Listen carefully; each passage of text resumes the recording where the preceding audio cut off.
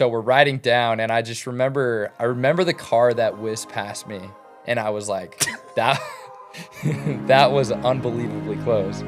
So I like called out to my companion, Elder, I think we're gonna get hit. Like, I genuinely think we're gonna get hit.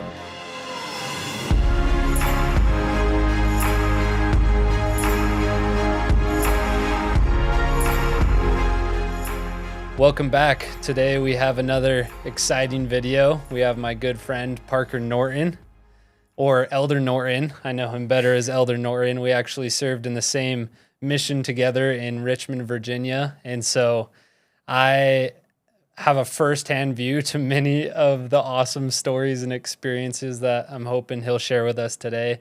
But yeah, Parker is an awesome guy and looking forward to having him on. So thanks for coming, bro. Thanks for having me, man. Heck yeah. But yeah, dude, if you just want to start off by telling us the process of making the decision to go on a mission, what that looked like for you, and then getting your call and getting out on the mission, just kind of paint the picture for us. Absolutely. So I think my experience wanting to go on a mission, deciding to go on a mission, is pretty similar to many people who might live in Utah County. It kind of becomes a cultural thing that just is happening towards the end of high school. All your friends are getting your calls and you're starting to really dig deep and think about what your next steps in life are. And that's just kind of how it started out for me. And some people have just really spiritual experiences. I think this is similar to how some people might gain revelation. Like, some people's experiences are like night and day, where it feels like someone spoke to them, where others just kind of felt like little nudges. Yeah. And for me, serving a mission had kind of always been on the horizon. It was always something I was kind of looking forward to. And as the time came, I think my experience was more of like a little nudges experience than it was like a big, bright, huge moment. Yeah, a huge moment. And I'm actually grateful for that, because I think I received revelation that way too. But I think at the very base, I knew that I just wanted to deepen my relationship with God. And that was enough for me to realize that the next step I wanted to take was to serve a mission. But yeah, I put my papers in, or I got my call around May of 2019. I had no idea where Virginia was. I was like, is that in England? Or I'm a little shaky on the, the geography of the U.S. at the time. You were hoping it was in England. Yeah, just fingers crossed. Everyone's cheering, and I'm cheering too, out of pure just not even knowing where that was. Yeah. But yeah, I got called to Richmond, Virginia. I was really excited, and I was really just in a very high school mindset of I'm excited to do this. All of us are doing this, together.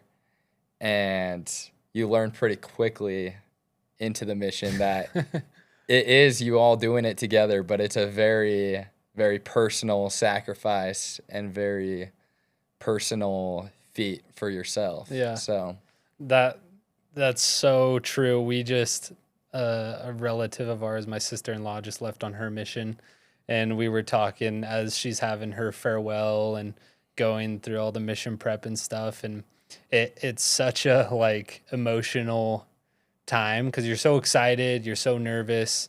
But you're really sad to leave your family and your loved ones and stuff. And we were just talking how it really feels like a funeral in a lot of ways, that farewell and going and honestly, there is a lot of truth to that. There's a version of you that's dying, you know, and you're going to find a new version of yourself, a better version of yourself, hopefully.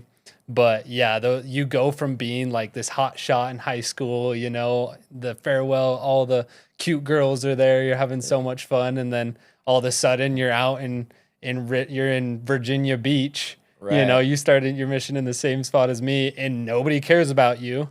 You're not a just single living bit. with some random dude that like you probably wouldn't get along with at home. Yeah. And the depths of humility, just freight train, man. Absolutely. And it's funny that like you talked about that part of you dying, because I think most of us don't even realize that that's kind of the end of a chapter for that version of you. It's kind of like those videos that are like, one day was the last time you hung out with all your best friends and rode bikes around the neighborhood and you didn't even know it. Yeah. It's like you're moving into this new version of yourself, and it's just like you don't know it till hindsight that like that's the last time that's kind of there. Yeah. No, for sure. So what walk us through what was day one like for you on your mission? I remember it like it was yesterday. Straight into the MTC, such a new experience, and so many people your same age who are all kind of adjusting to, the new, standard of clothing, what even just like wearing a suit and tie every day. Yeah, for sure. And this new walk of life being inside this training center.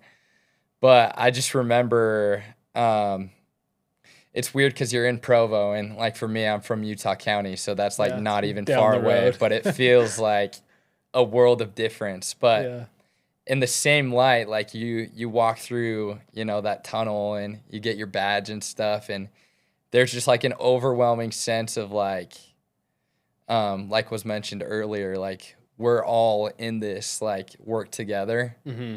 And I think that's really comforting, just to like, especially after having just left family and lifestyle and things like that behind. It's very comforting to have just so many people in the same cause as you for maybe the first time ever. Yeah. Like, at least for me, I feel like walking into the MTC and kind of witnessing that first day was the first time that I felt like I was part of something like that big, that like we were all engaged in something so unified. There's so many things, and what we're doing here with doing these videos and stuff is primarily to help missionaries and future missionaries. If you're watching this and getting stoked and getting ready to go on a mission, there are certain things you can do to prepare to go on a mission. Reading the Book of Mormon, gaining a testimony of that, spending time and preach my gospel are great ways. But at the end of the day, like nothing will adequately prepare you for something as intense as starting a mission. And honestly, that's just that's what you sign up for. It's part of the process. And, it does help to have some people around you kind of in the same boat. Did you have friends in the Provo MTC too? Like, other buddies from high school or something? Yeah, one of my good buddies, his name's Chase Knight, and we grew up together, and we were kind of in the same, they kind of put a couple districts together to like do trainings and things like that. And it's very cool to kind of like Sons of Mosiah moments, like when you don't see somebody for a long time and then you come back together and you're both just kind of like still working at something that's important to both of you. Yeah. It's just very reassuring to be like, we're in the right spot, For sure. And seeing him and others in the MTC was just very comforting. I had other friends from high school who we ran into each other, and we would just see each other at lunch and things. And it's just very exciting to just have that. I've said this before. It's just like the people you bond with on your mission, the friends that you are out and like putting your shoulder to the wheel with are just a different type of friend than like in any other walk of life. No. Like you and I, we don't hang out every day. Even since like we've been home, we've reconnected like a handful of times. Right. And it's great every time we see each other. But it's also just so different and very special to me, because I pick up on those memories of like the spiritual experiences and encounters that we shared together, and just the knowledge of like what your goals and your aspirations as a missionary and now just as like a husband and father are. For sure. and knowing that those are still like shared values. Yeah. No, that's so well said, and I appreciate that. And Yeah. I feel the same way, and those are the kinds of bonds that you make on the mission, whether you're companions or just serving in the same area. The funny thing about me and Parker is we were never companions. No. But we Yeah. we constantly overlapped as far as like areas and zones and stuff. So we were always going on exchanges or doing fun stuff from time to time. But something I like to do with these two, and this will give me an excuse to think of some from my mission because it's the same place, but I've been having everyone kind of share a few pointers to, if someone's watching, they just got their call to Virginia, to Richmond, like what are some practical things to either like bring or be ready for?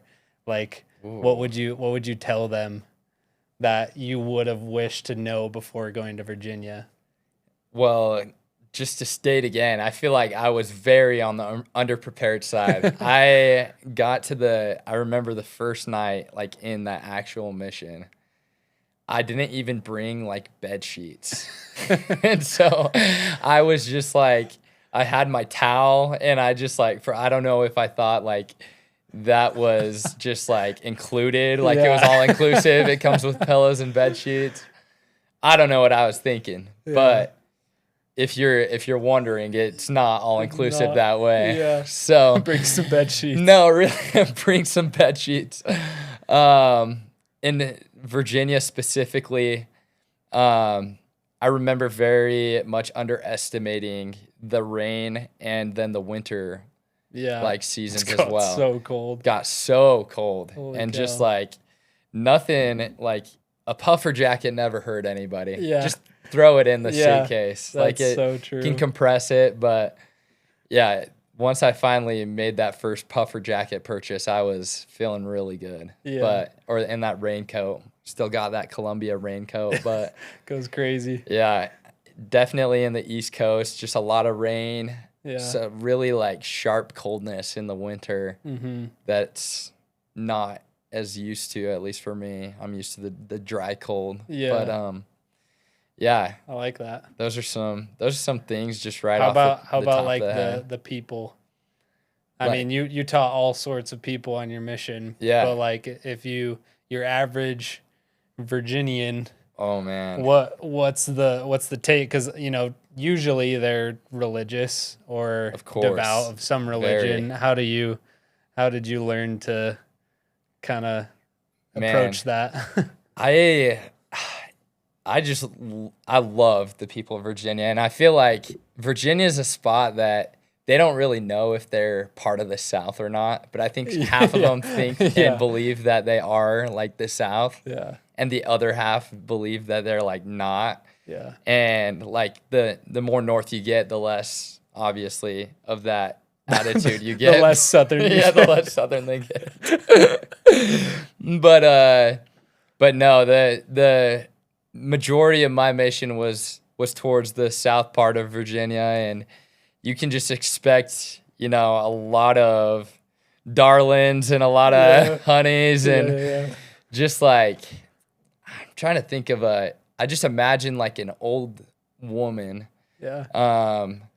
Like an old African-American woman sitting on her porch, just waving as you're walking by. Yes, just ready like, to so ready hear the to, good word. Absolutely. Just, say a good prayer for you. Yes. Yeah. And willing to, hold your hand during the prayer and utter some words. Yeah. Yes.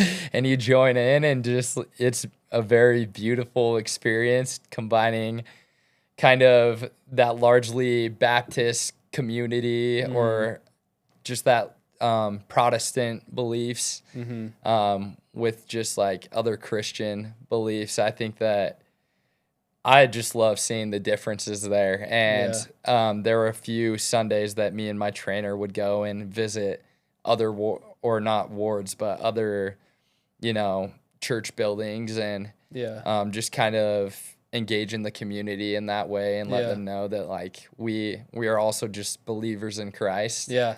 And everybody, for the most part, while I was out there, just had a deep respect for that alone. Just like the fact that we were all, believers was a very big drawing point for them. Yeah, no, that's so good, and it's true. I think it's important to focus on the things that you have in common. Your Absolutely. belief and faith in Christ, like start with that. Yeah. And if there's interest in them learning more about what we're about, like obviously go down that road. But I think when you're dealing with people in the South or the northern South where Parker serves, is just try to, love them as God would and focus on the things that are important to them. And most of the time, family is important, Jesus Christ is important, and those are great starting points. Absolutely. And a good icebreaker. But heck yeah, that's money. Dude, love our Southern Virginians. Yes, man. Best. So good. I want to talk about really quick because my mind is just scrolling through the archives right now. Absolutely. And I'm realizing how big of an influence you had on me, and just like how pivotal like memories I had in my mission were with you. Absolutely. Like all of the, like, and vice versa. I didn't even realize that, like, when COVID started happening. Oh my gosh. Like I was in a Spanish area and Parker was basically in the neighboring English area. Like I think we probably overlapped our areas. Yeah. And so I think we were in the same district, at least the same zone. And so we were constantly like doing service projects together, district councils, whatever it is. Food pantries. Yes, bro. And like COVID, that's when COVID started. Yeah.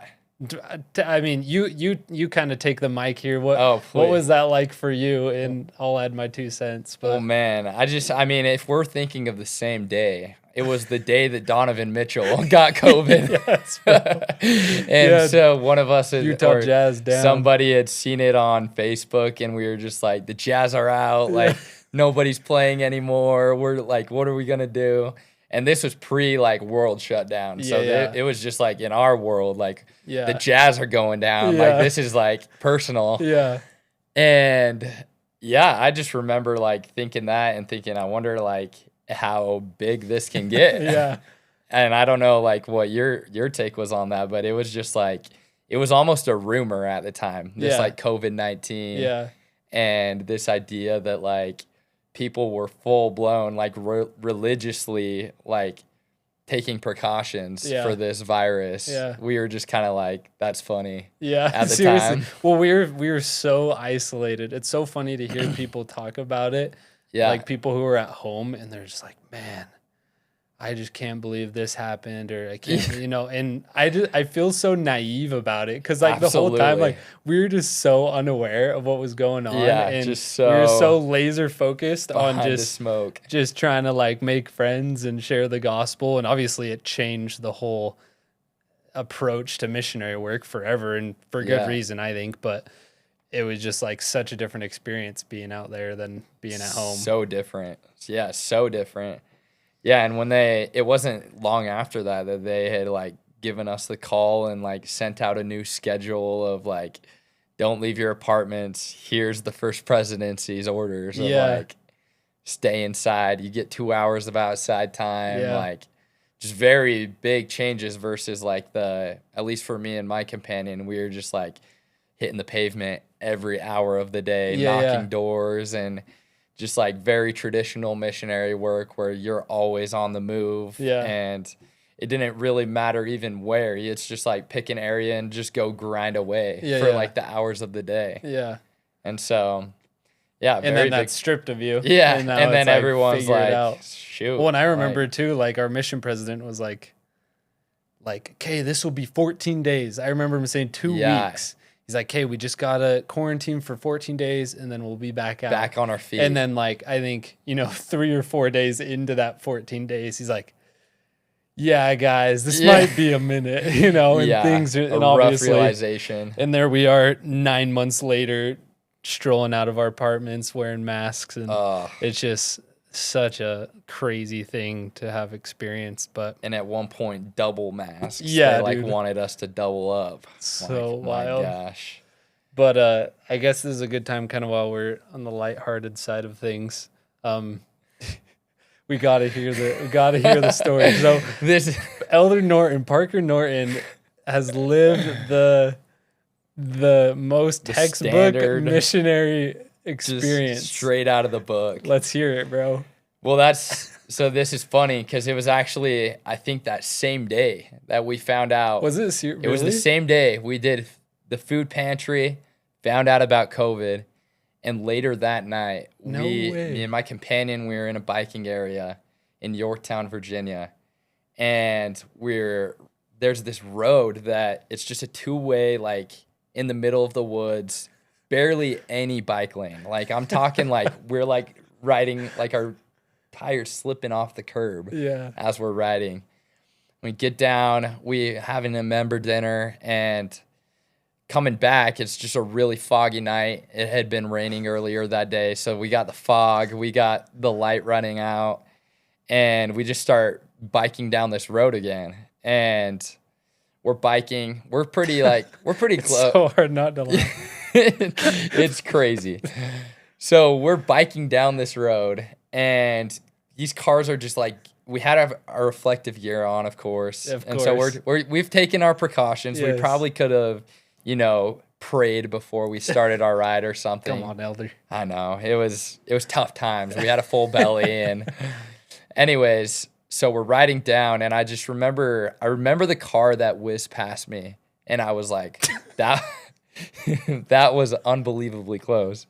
So I like called out to my companion, Elder, I think we're gonna get hit. Like I genuinely think we're gonna get hit.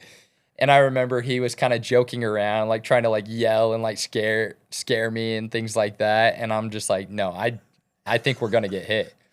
And it was 2 cars later that I'm just riding my bike. I'm just thinking, using all my willpower to stay in this bike lane.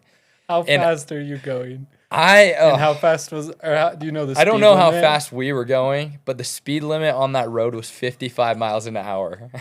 And that's what the report was filled out as. And I just remember getting clocked straight off my bike, just like tumbled into like the ditch that's right there on the side of the road. And genuinely, like, at the time, all I knew is that like I heard a loud crack and I was off my bike. Yeah. And I was like, am I dead? Like, genuinely, the first thought was, am I like dead? Because it felt so out of body. Oh, for sure. And like, it must have just been a couple of seconds, but I like opened my eyes and I'm like laying on the side of the pit. And I'm like in shock, obviously. I'm like scrambling. I like get up and like, I'm just trying to move quick to make sure that my body still works. Right. And my companion is like on his way over to me, and he's saying, I think I got hit. And I'm like, Elder, what are you talking about? I got hit. Ain't no way you got hit. How do you think you got hit? And he's like, I'm pretty sure you should know with full confidence. And I'm like stumbling. I'm like losing blood, and I'm like stumbling into this guy's arms, and he's like, yo, what's going on? And I'm like, I don't know what you're talking about getting hit, but I got hit for sure. And he's like, oh, am I bleeding? There's blood all over me. And it's the blood, of course, from me, my arm. My arm had been cut open, and it was just so, apparently what had happened is the mirror to the car hit me and broke, completely shattered, and the glass had cut him in front of me. Okay. So I guess we both got hit. But yeah, bike was destroyed. We got in the ambulance. Again, just like high school phase, I'm like in shock, and I'm like whipping out my phone for a vlog. Yeah. I'm like, what's up? Weekly letter. I'm in the ambulance right now. Just got smoked by some car. It was an old man. I felt bad, but yeah. And then we went to the hospital. President was nowhere in sight because it was just too far out of his range. It was like 4 hours away. So he sent you and your companion, and you guys, I remember, came in, and I was just, in the gown, and I remember there was like, Ew, I had dude. like lifted my arm to show everyone like what was going on with my cut. Yeah. And there was just like, I don't know, Dude, you have, I was I know like, you have a video of this yeah, I actually. do. Well, And he there's a asked me, big you're loop like, of, dude, my arm kind of hurts. Like, what does it look like over there?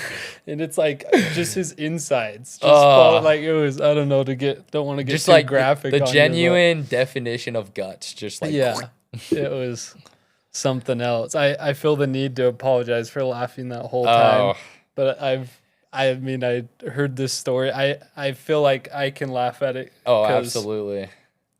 but I mean, you almost literally you should have died 100%. Yeah, Like, just a couple more inches and I would have been out. yeah. But huge miracle. Honestly, biggest takeaway though is that, well, maybe not biggest, but like these things are just like we can laugh about them in hindsight, Right. because the things that go the most wrong or that are the most awkward in the moment in the mission, Mm-hmm. or might be the most frustrating at the time. Like I was traumatized, Right. but that's by far the best story ever. Like it's Yeah. just like you look back at all these stories and like a lesson didn't go quite as planned, or you got absolutely rejected out of your mind, Right. and then you look back at it and you can just like, it's a great story and memory, and it's all fun, and Right. Well, you and just make the most of it. yeah, and I'm sure you've reflected on that or learned a yeah. lot about, Biking. God's mercy or God looking out for his missionaries. Like there's so many Yeah. potential lessons. I mean, for me, that was actually, I don't know, probably one of the scariest moments of my mission, getting a call from President Gervais saying like one of my favorite missionaries and homies, and he didn't have much context to the situation either. Yeah. And like he said like, yeah, he's in the hospital, but we just want you and your companion to run over and like make sure he's okay. And so we're driving there like thinking you're Just like dead. you could literally be like your life could be at stake, and luckily Yeah. you were able to recover and it wasn't as bad as it probably should have been. But Yeah. I mean, I just remember being so nervous and yeah, I don't know. It's crazy. Yeah. No, absolutely. And it is a miracle that I have a buddy who I was in the MTC with, who actually just like 6 months after following that had died in a similar accident.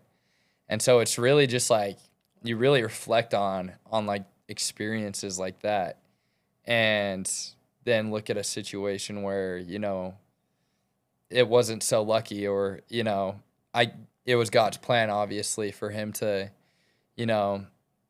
to come back during that time. But yeah, it's just like it really makes you think about like it's all really just God's will, and it's really hard to have people who do have those types of things happen on missions who are permanently injured, or that it alters their family's life from their own passing. And it reminds me of the story of, I don't know if you remember the talk. I think it was shared in our mission with Elder Bednar when he is going to give a blessing to the man in the hospital, and he asks him, "Do you have the faith to be healed?" And of course, the man is like, "Yeah, I have the faith to be healed." And then he follows that question with, "Do you have the faith not to be healed?" And so it's really just like, upon reflecting on those experiences with my buddy Jake, who passed away in that car accident, and then looking at my experience as well, I was lucky enough to be, in some sense of the word, like healed. And, of course, we look to God and thank God for that. But it's really hard to do so when the opposite is the case, when that friend passes away, or when it's God's will for somebody to return to him or to take on a new challenge in life, just like with injury or whatever it may be. Yeah. I'm glad you said that because hopefully whoever watches this video, whether they've been a missionary or going to be a missionary, or they've never have, like someone can relate to that on some level, And I'm sorry to hear about your friend. Yeah. And that, like, there's nothing harder than losing a loved one, and especially when you can almost put your experience with his side by side and, wonder the reasons as to why. And Yeah. it can be a moment where you turn away from God and you blame God and you wonder why. And, there's a lot of people that choose to do that, and it's hard not to most of the time. Or Yeah. you can do the other thing and try to have faith and turn to God and pray and seek some sort of comfort and peace, and hopefully you can find that. But I mean, there's several times. The thing about a mission is there's huge memories and experiences like that, but then there's little tiny moments just over and over and over again. Just the reality of the schedule that you're living. There's just way too many opportunities to just feel the Spirit and learn how the Spirit speaks to you.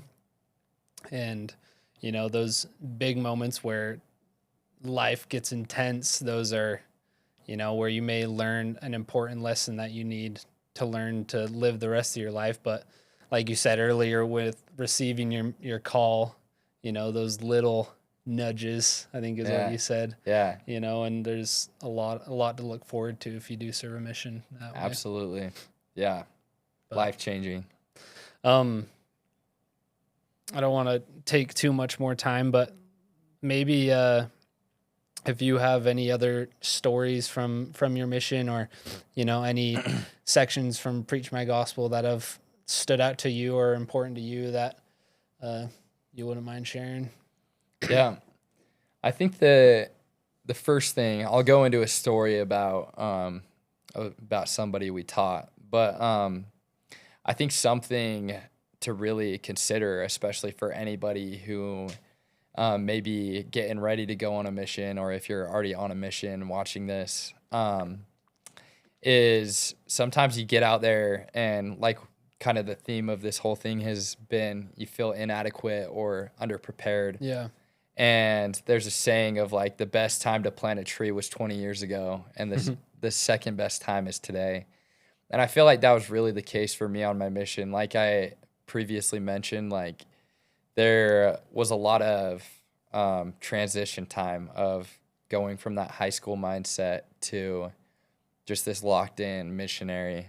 And it was about a year in, which seems like a pretty long time, but we're throwing in COVID to that and all the things that kind of made it hard to transition as a missionary up to my year mark, which is when I really felt like I was able to lock in and give it my all.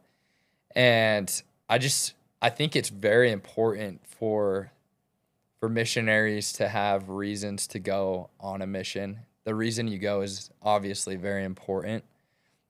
But I think, like, once you're on your mission, the more important thing is your reason for staying and giving it your all, because that's really, what continues. Like, getting out there is just step one, and then choosing to stay and choosing to be completely involved in, like, mentally and physically both is the even bigger thing. And so once that had kind of transitioned for me in my mission, like, the work just started picking up a ton. And I remember just seeing, like, the fruits of those, like, that commitment of being willing to just, like, give it all to God, turn over into Him using me as an instrument. And one of my favorite stories that kind of just goes along with Preach My Gospel. At least this is the old edition. I don't know what updates are in edition, here. Baby. But they're in the very first section. My purpose just says conversion to the Lord Jesus Christ and His gospel should precede conversion and membership in His church. So just like the conversion is required on our part, that's also kind of what God expects of the people that we're finding and teaching as well. And there's a lady that we taught in Hampton, Virginia, one of my favorite areas. Yes. Hampton is, like, I don't know if this is bad to say, but it's probably the most ghetto area in Yeah. Virginia, if not the most. Yes. And it was my favorite area because Because you fit right in. Because I fit right in. Do-rag right on, do-rag and all. No, there was a lady that we started to teach. Her name was Janet, and I think I remember. You probably met her or got to speak with her once or twice, but she was just the kindest lady ever, and just kind of just had so much on her plate and so much, kind of a lot of hard things in her life, as a lot of people that you find and teach in a mission do. But I just remember, just like little nudges to reach out. She had been contacted before in the area book, and we reached out to her and just started to teach her. And I just loved to watch this transformation of conversion to the gospel in Janet's life, because from one thing that she was able to overcome to the next, she just began to, I think, just become herself. I think sometimes people get attached to the missionaries rather than the doctrine. Yeah. And this was like just the first time that I'd really seen somebody be committed to like the gospel and the doctrine. And it was so fun to teach her, because, you know, as 18 and 19-year-olds, we make many mistakes, even in just like trying to like portray the ideas that we're sharing, or you know, in our testimonies and things like that. There's a lot of things that like are still being refined and still being learned, and somebody who you find who truly is there to learn and truly there to just soak up the gospel and apply it to their lives, kind of has that grace for those human mistakes, and just has that unified desire to just get the most out of it. And so shout out Jeanette. Yes. She is awesome. And we were able to baptize her, and when we were baptizing her, she was afraid to get into the water. Like she didn't want to be, she was at first pretty scared to be fully immersed. And she just had such great faith. She showed up in like snorkeling gear, basically. Let's go. Just fully covered up. And it's just super inspiring to see. Like, I think that's a very physical and tangible form of somebody overcoming something. Seriously. Faithfully. Where, like, I think in our lives it may be, you know, different. You know, we have a fear of leaving home, and in a way we just have to put our snorkeling gear on, and we have to just get under the water. You know what I mean? But it was cool to see that in like a very tangible form with Janet, where, you know, this is leading up after so many other things that she overcame, and then just that willingness to overcome something physical and like a kind of a worldly fear, and enter the waters of baptism. Super awesome. That's such a cool story. What I think is interesting, I've been having been hearing all sorts of cool mission stories lately, and they tend to focus on the missionary, or what them and their companion did to, you know, maybe bless or help or serve someone else. But I think your approach to the way you even told that story is interesting, because you told it from more of the receiving end. Like you were the people teaching her and helping her make these commitments to, you know, help her in whatever way to find more joy and happiness. But I think that's something that a lot of people sleep on when it comes to serving a mission, is what you learn and what you receive. And I've said it from time to time. It feels like a weird thing to say, but I honestly feel like serving a mission is a selfish thing to do because of what you get out of it. And what you learn. It's absolutely insane. Like it's just, those memories and those lessons you cannot learn or gain in any other environment or place. And it's funny how Preach My Gospel talks about how people don't find the gospel because they know not where to find it, or they don't know what they're missing out on because they don't know where it is. Kind of referring to the gospel, how people don't realize what they're missing from their life because they've never been presented or they never learned about it. And I think obviously that's a really cool part, to be able to be that person to, help someone learn about the gospel for the first time or in a new way or a more accurate way. But what you learn about Jesus Christ and even the gospel from these people who don't know it is actually, I don't know, it's so crazy to see how Christ-like someone could be without knowing much about Christ. Yeah. You know what I mean? Absolutely. And, you think of people like Jeanette or, several people that I met on my mission who I'm just like, man, these people are just innate, beautiful, amazing people. Yeah. And they're charitable and, so naturally. even though, it's not forced. Like, I feel like a lot of the time it's like I need to be told to do something, or like, I read the Preach My Gospel or the missionary standards and it's like, okay, that's what gives me the motive to go and do something good. Yeah. But like so many of these people around the world, they just do good because that's just what comes natural to them. And so I think there's something to learn there. Absolutely. No, that's money, for dude. sure. Yeah, I love that. Thinking that serving a mission's selfish. I agree. Yeah. But I don't think by any stretch of the imagination it looks like that on paper. Yeah. Because on paper, those are the two most selfish years of your life that you can, be going out, traveling, dating, things like that. Yeah.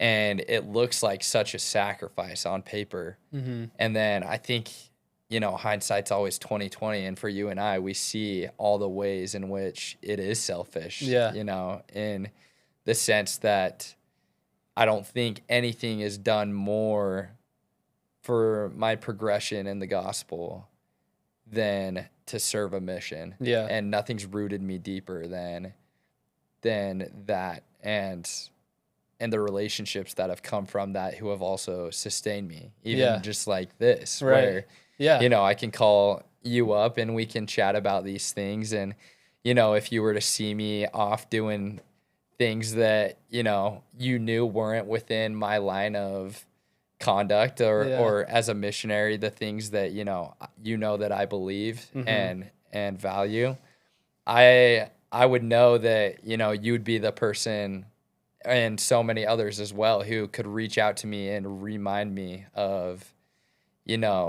who I really am. Yeah. And I think that that's a unique relationship that comes from being missionaries together and serving God together. Yeah. That I think in a lot of other cases, people are more like, oh, it's, their life. Yeah.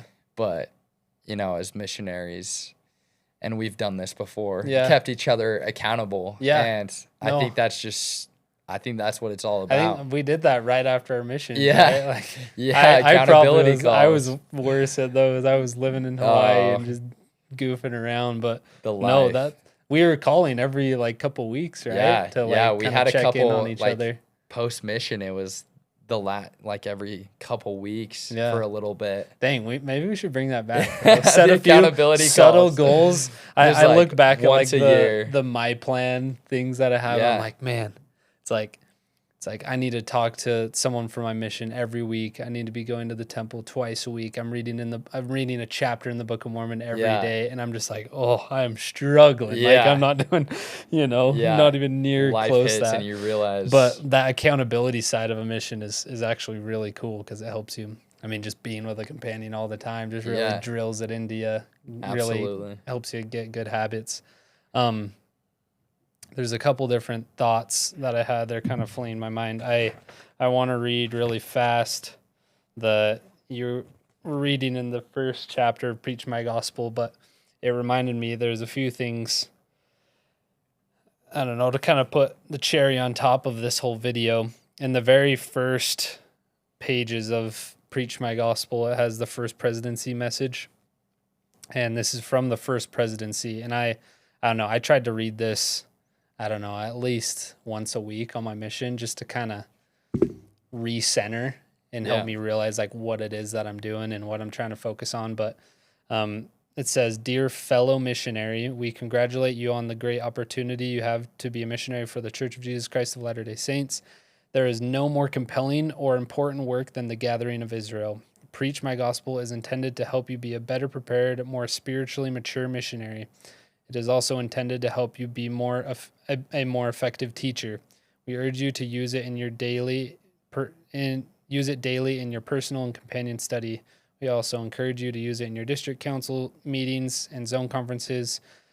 Study the reference scriptures and learn the doctrine and principles. We invite you to rise to a new sense of commitment to assist our Father in heaven in his glorious work. Every missionary has an important role in helping the Lord in his work to bring to pass the immortality and eternal life of man. The Lord will bless you as you humbly dedicate yourself to serving him. May you find great joy and happiness as you labor among Heavenly Father's children." I've read that countless times, but I mean, the time just reading it there, that last sentence, that promised blessing of finding joy and happiness laboring among Heavenly Father's children, I feel like that's probably a good thing to end on, is how big of a blessing it is to just be out there in the thick of it and just be meeting people and looking for opportunities to serve people. It's a really effective way to learn how to turn outwards. Like you said at the beginning, coming out of high school and going on a mission, you're so focused on you know, in those years. And even coming home from a mission, you kind of have to refocus on yourself because you got to figure out school and life and work and all that jazz. But when you're a missionary, you got that one purpose and you just focus on that. And it's almost like it's so easy in a lot of ways. Once you figure it out, it's like, hey, I'm here to invite people to come under Christ, and that's it. I don't need to worry about money or girls or education or career. Like, I'm honed in on this. And so like, let's rock, you know? The best. And it's, like you said, I remember how tough an adjustment that is coming back and having to be a little more driven, or not even driven, but like self-focused, I guess. But it's funny because as every year goes by, I realize that our purpose really doesn't change too much from this.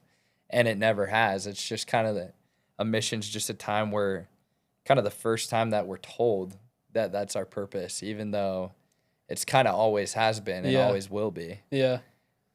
Well, and I think of the mission it's similar to, like, I say this as if I'm speaking from experience, but I didn't go to much college, but like they have those like accelerated semesters. Correct me if I'm wrong. Yeah. I did a couple semesters. The 7-week course. But yeah, where it's just like super intense, right? Like they, do like 6 months worth of schooling in, 3 months or whatever. They condense it all.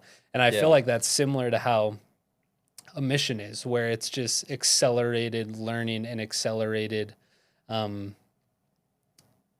like spiritual progression, just like on a whole new level. And I think about the mothers in my life, like my mom and my mother-in-law, and I've spoken to them on several occasions about missionary work, and they've had children go on missions and things like that. I remember my mom, feeling like, oh man, I could be such a better missionary. And I think she was Relief Society president at the time, like doing all this awesome stuff to help and serve others. And she's like, I just got to be better. And I'm like, Mom, are you kidding me? Like, look at what you're doing, you know, and look at this family that you've created and help lead. And I guess my point is, like, whether you're a full-time missionary or you're just out living your life, there are countless things you can do to bring the light of Christ into people's lives. And I brought up that accelerated learning thing too, because my mother-in-law said one time that she felt like her daughters and her son that served missions, it took them the 18 months or 24 months to learn what she learned in 20 years, as far as like spiritually. Yeah. You know, and I mean, what a crazy, awesome blessing that is. Yeah. You know, and whether that's super true. I mean, she's one of the most Christ-like people ever, and she knows her stuff. But I think that's one of the blessings you get from being a missionary is you are just, you know, the scriptures, preach my gospel, your ability to communicate and understand God just progresses on a whole new level. Absolutely.